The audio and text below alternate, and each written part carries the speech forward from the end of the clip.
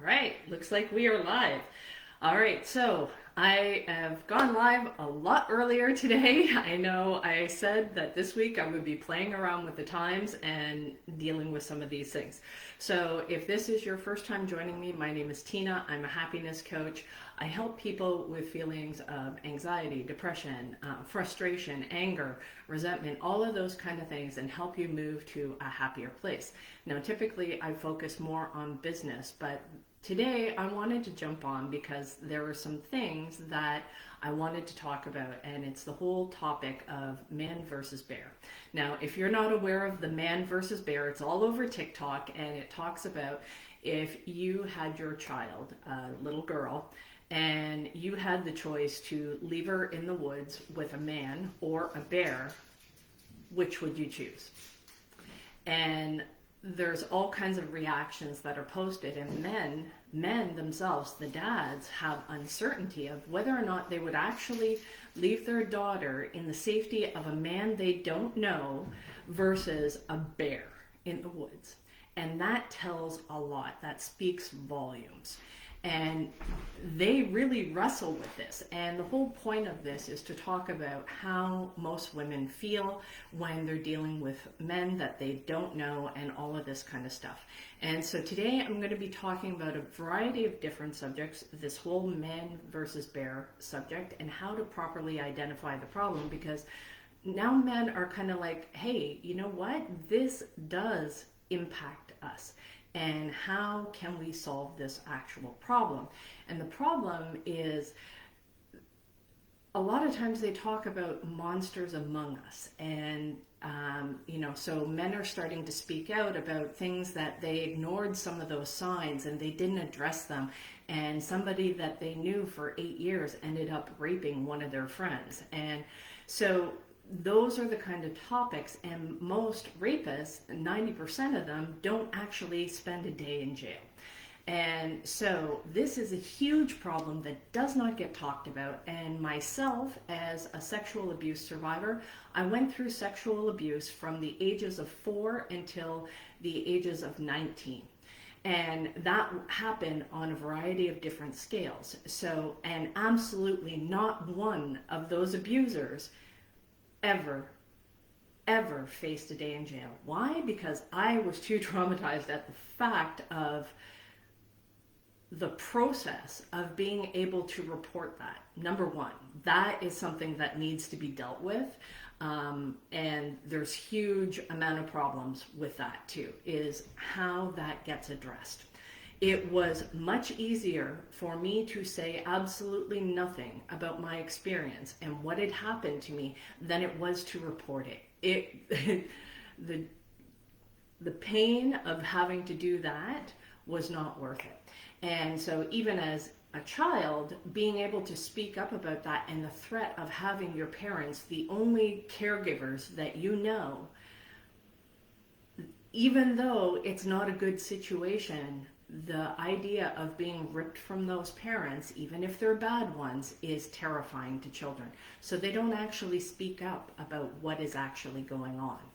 So that is one piece of how do we solve the problem without that makes it easier for people who are being victimized to speak up about that. That is a whole kettle of fish that we need to deal with. The other thing so man versus bear, and the whole concept of creating this idea that there are monsters among us, well, that in and of itself creates a problem, because people are looking for actual monsters, and they believe that they exhibit certain kinds of characteristics and behaviors, and that is not the case. And because it is too difficult for us to be able to even conceive the idea that somebody that we look up to, that we admire, that we respect, that has all of the right criteria, actually is capable of these kind of things. And the problem is if people don't do their own inner work, they aren't able to face the monster within us. All of us have that dark side to us. All of us are capable of terrible things.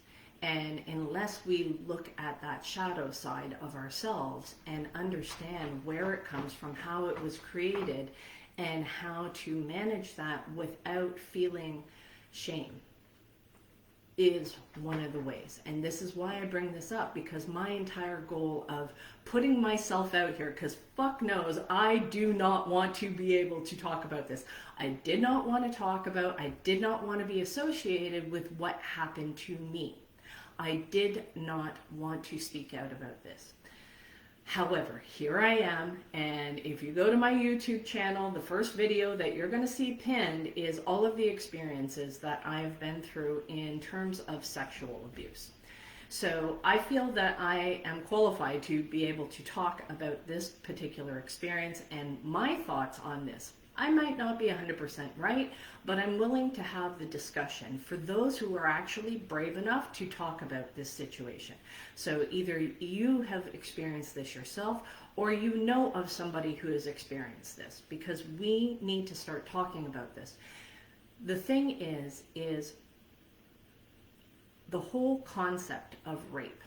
Everybody understands that rape is not about sex. It is not about the desire to connect. It is a perversion of that ideal of wanting to connect in love and physical attachment to another. Rape is about control. Sexual abuse is about control. And until we start dealing with those control issues and identifying why men who are normally good men in various aspects of their life, how do they flip over? How do they fall on that side of the fence? It is because they feel so powerless and they are attempting to regain control. That is the correct problem that actually needs to be dealt with. Why is it that men feel so powerless that they are trying to assert dominance in such a profound way? Because the truth about sex is being able to connect with another human being on such a deep spiritual level. And they are crying out for that connection. And they may, if they don't feel like they can get that connection, they may try to take that connection. Okay? So when we look at those kind of things, we have to look at it on a scale, a gradient.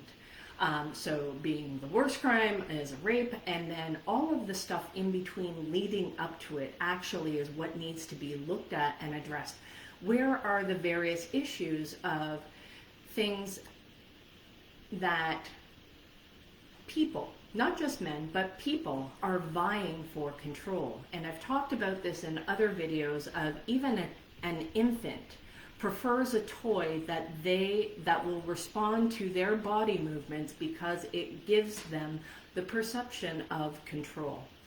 And control is something that we all want. And control also equates to freedom, feeling free enough to be able to be who we are, exactly who we are. And so trying to understand that these are issues that we need to address. Why do men feel so powerless? That this is the option for them. And addressing that, and a lot of times it's because men are not allowed to feel their emotions or express their emotions, and they are squished down. And the only way that they can express it is through anger, through rage. That is an acceptable emotion for men. Dominance, control, all of those kind of things are acceptable. They're not allowed to break down and cry and say, this really hurts. Women are, right? And so, but women are also hiding that side of themselves as well, because we're called emotional, we're not, it is blamed. So all of these different things start happening. And so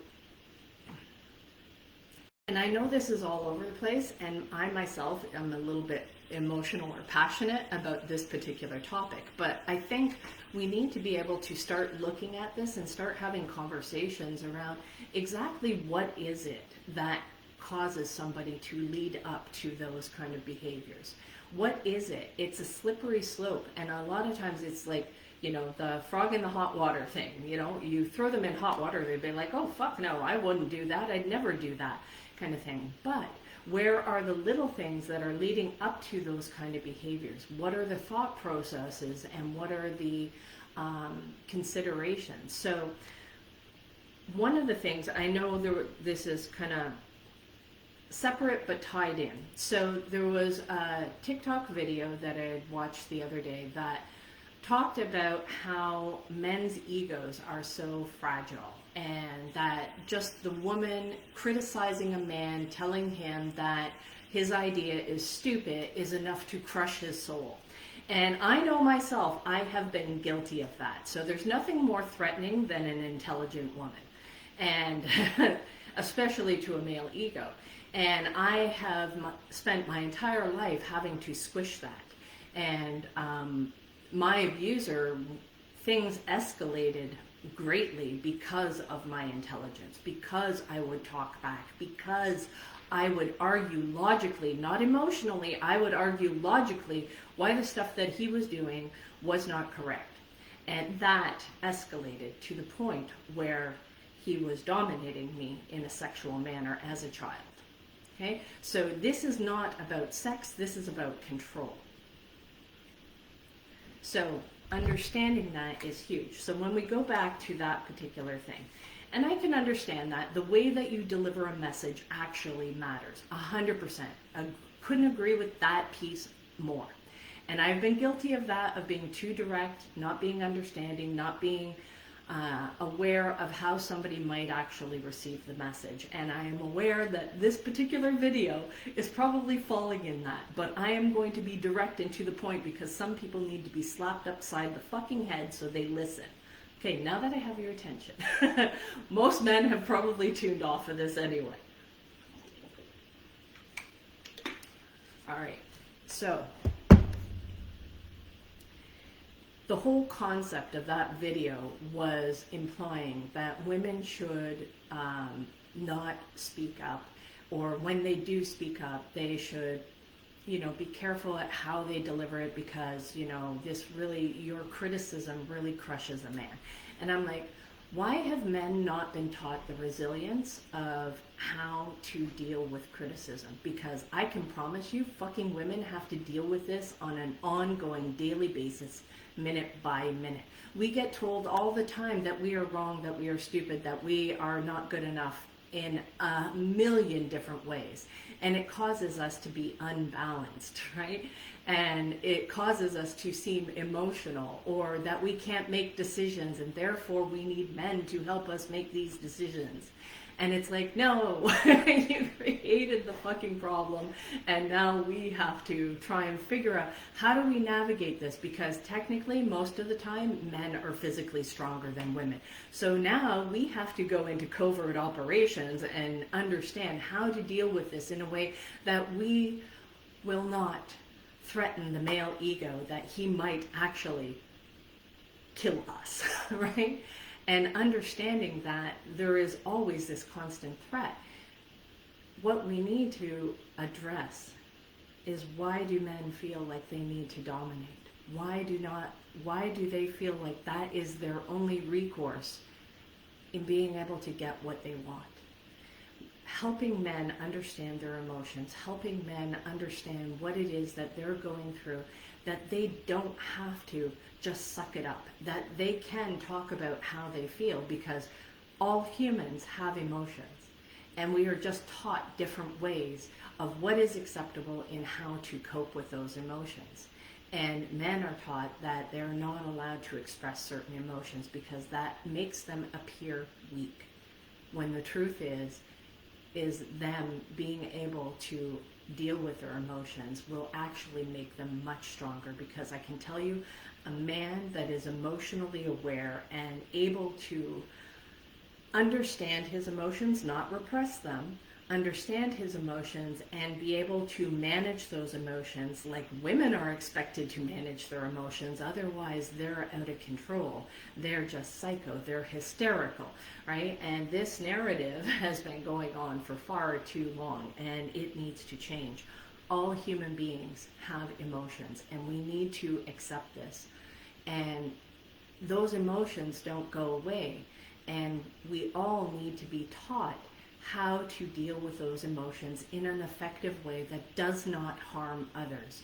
That we are to be able to acknowledge those emotions and process those in healthy ways. And this is why I talk about happiness, because this is exactly what I help with, in being able to understand the emotions that we have, how to process those, how we are affected by those things, and the thoughts and that we have, how those affect those emotions, and then those emotions and those thoughts affect our behaviors. If we start learning how to process those, then we will be able to solve a lot of problems together, because now we know that our emotional reactions that we have are all different ways that we've learned to cope with these emotions and these problems. And so being able to sit back and objectively know that the emotions that I am having, the reactions that I am having, are because of the experiences I've been through. So am I passionate about this topic? Abso-fucking-lutely, because I have been through this experience. In fact, I know that the whole concept of obesity has been part of my challenge. That is the way that I learned to cope, because I have a naturally sweet disposition, a kind, caring disposition, which is very attractive to narcissistic people. And being physically attractive, when that happened, well, that also attracted abusers. So, and it's not a conscious choice, but if I learn to cope by eating and dealing with those challenges, and if I got in trouble a lot because I was smart and I was intelligent and I argued logically, so now I have to hide my brain, and I also have to hide my physical appearance now, because if that attracts me, I don't know if you're going to be safe. I don't know if you're going to be safe. And I get told that I'm shy and that I can't speak up. And I'm like, but if I do speak up, well, then I'm just too loud. And it's like, you cannot fucking win. You cannot win for losing. And it is exhausting, right? And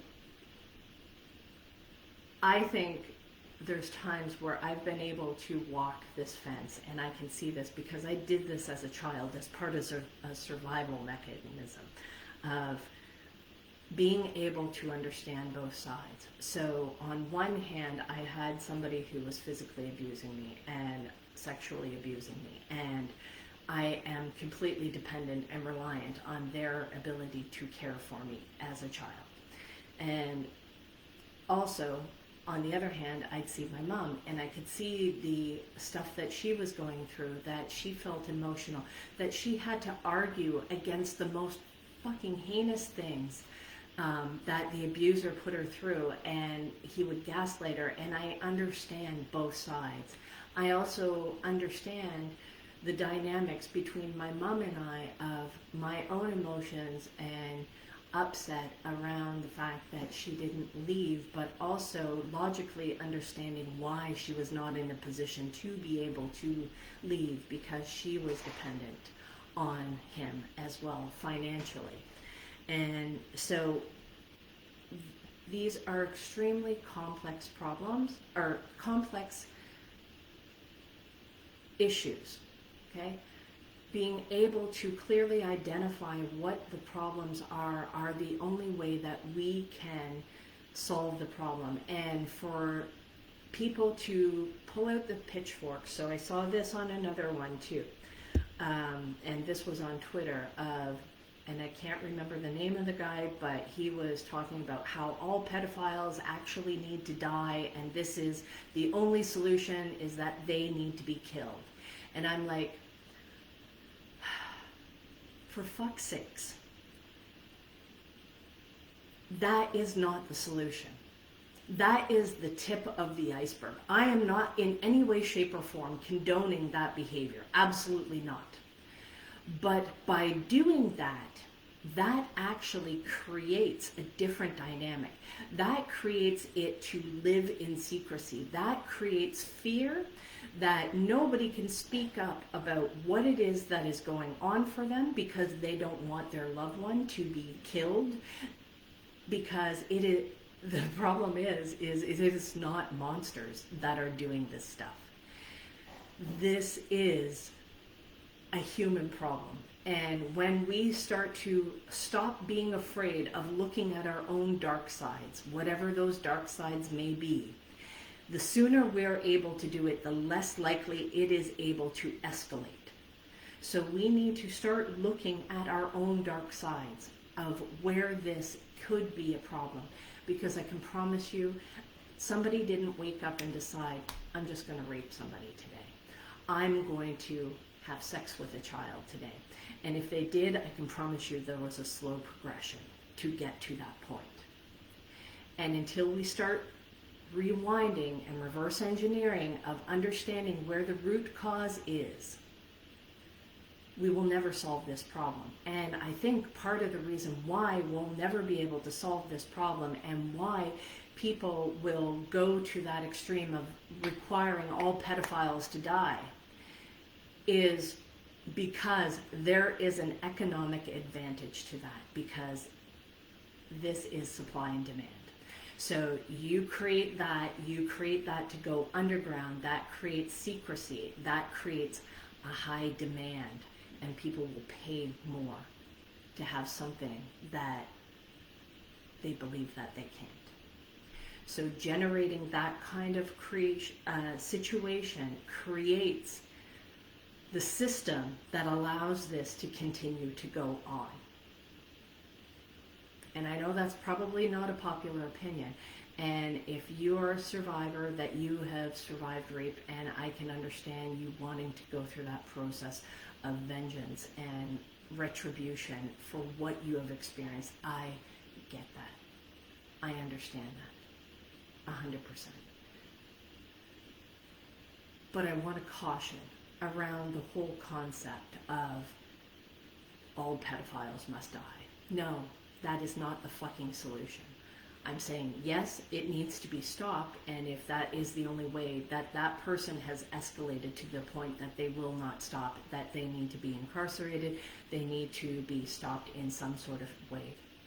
The problem is if we really peel back the curtain on how prevalent this problem is, it would be hopeless. It would actually shatter us to know how deep this problem is. And facing that is what the hard challenge is. And starting to talk about this of what would be the criteria, what would be the situation that would allow somebody to get to that point. What are the circumstances? And when we start looking at that and identifying some of the root causes of those problems, that is where the real challenge is going to be. That's what we need to start taking a look at. It's easy to whip somebody up into a frenzy and go, get out the pitchforks and start, let's go kill the monster. And that just distracts us from the real issue of how that monster was even created in the first place. We need to look at how are the monsters created, not the fact that there's this monster and we need to go fight the big boogeyman, because that just gets us looking in the wrong direction. It is simple. There is love and there is fear. Love is the only thing that's real. Fear is an illusion. Anything that gets us whipped up into a state of frenzy, that is the first stage of fear. When you are angry and you are indignant about the situation, you're in that state of fear. And understanding that there is a monetary benefit to getting us whipped up into a frenzy. So until we start learning how to deal with our own emotions, and how to identify when we are in a state of love and when we are in a state of fear. If we are in that state of fear, then we are much more likely to be controlled. We are much more likely to do things that are cruel, and we will do it in a way that we believe it is righteous. We will behave in heinous ways, believing we are doing the right thing. Anybody who has done something that is terrible, they believe that they were doing it to defend a certain ideal, to defend something, to protect. And we need to start looking at issues of control. How do we feel more in control of ourselves? Because when we are more in control of ourselves, our own emotions, and how we are feeling, and running it through this filter of, is my behavior one of expressing love, or is it a cry for love? And the worst acts are all cries for love. So how do we find and identify what the root cause is, what the true problem is, and how do we pour love into that situation? What are the situations that are being created that cause people to react in negative ways because they are so crying out for love? And why were we in such a situation that we weren't giving love in the first place? Why did we create a situation where somebody was in so much fear that violence or rape or any of these negative behaviors were the solution for them? Because they are doing this because they believe it will bring them a solution. That is how we have to start looking at problems. This is how we have to start identifying what is the truth of the problem. And we need to dig many layers down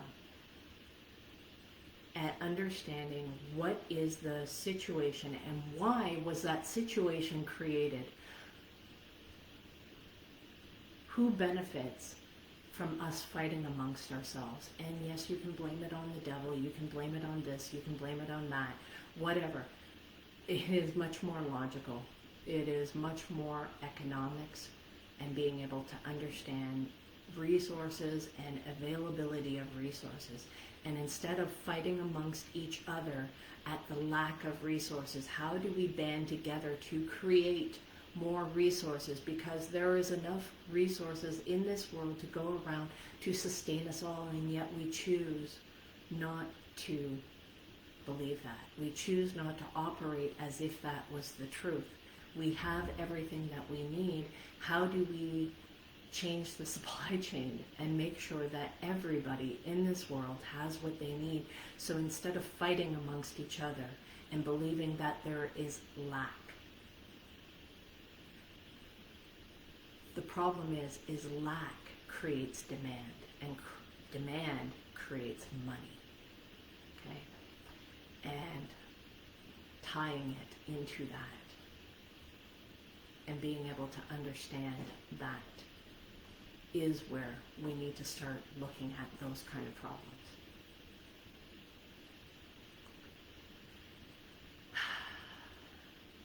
This is pretty deep, guys. This is really deep, and it will take a bunch of us to wake up to these situations and being able to talk about these kind of things. And a lot of us are going to get beat down for speaking up about this kind of stuff. A lot of us are going to start taking hits for this kind of stuff. And being able to identify these issues and talk about the real problems and looking at ourselves first is how we start doing this inner work. We start holding ourselves accountable to how are we behaving in negative ways? How are we behaving in ways of fear? How are we, everybody wants to focus on the big war. That's the tip of the iceberg. But nobody wants to focus on our own negative behavior that happens day to day, that we will attack somebody else, that we will separate ourselves from somebody else, that that person is wrong and I am right. That is how you prevent wars. If you start looking at your own behavior and what it is that you're doing and how you can add more love to the world instead of instilling fear and hate and division, because it's divide and conquer. So if we can learn to come together and start talking about what are the real problems that bother us, and instead of making somebody out to be the enemy, somebody out to be the monster, let's start looking and understanding, how did this problem occur in the first place? How did it get to this point? Where were we acting out of a place of fear that created that division of us against them? That's how we have to start looking at things. So guys, I don't know if this was helpful to you or if you found this useful, but this was what I needed to talk about today, and I want people to start looking at this kind of stuff. Instead of vilifying people, and I'm not saying don't protect yourself, because right now the world is still dangerous, but we do need to start banding together and start talking about these particular situations of how are they created. And that might mean having to look at ourselves and admitting the things that we're doing wrong, and that's not easy. That is not easy. And I would call both men and women to start doing this, because we can't just blame men, and we can't just say men are the problem. They are not the problem. They are part of the solution. And if we start understanding what their side, how they actually feel about those kind of things, and not always expecting women to change, but we're going to start asking, how does that make you feel? When I did this, when I criticized you, when I belittled you, how did that make you feel? Men need to start talking about how that made you feel. That you felt inferior, that you felt useless, that you felt not wanted, that you felt not needed. When men start talking about those kind of things, women by default will be like, oh shit, I didn't want you to feel that way. I didn't know how to express that. And both of us acknowledging our weaknesses and our shortcomings is going to be how we start solving these problems and working together to do that, instead of men are wrong or women are wrong. No, human beings need to learn to start banding together and start working together, because there's no excuses anymore. There's no excuses of us against them. Oh, this country, this color, that culture, whatever. Human race. And we all need to work together. Enough, guys. There's so much more we can do with this world, and if we started in working together instead of fighting against one another, we can make huge, huge changes for the benefit of all and the harm of none. So guys, with that, please go to my YouTube channel, Coach Tina B 125. The replay will be uploaded there. Check me out on TikTok, Instagram, X, whatever social media platform, and let's start working together instead of fighting against one another, okay? So with that, we'll talk to you again tomorrow. Hey Mickey, bye.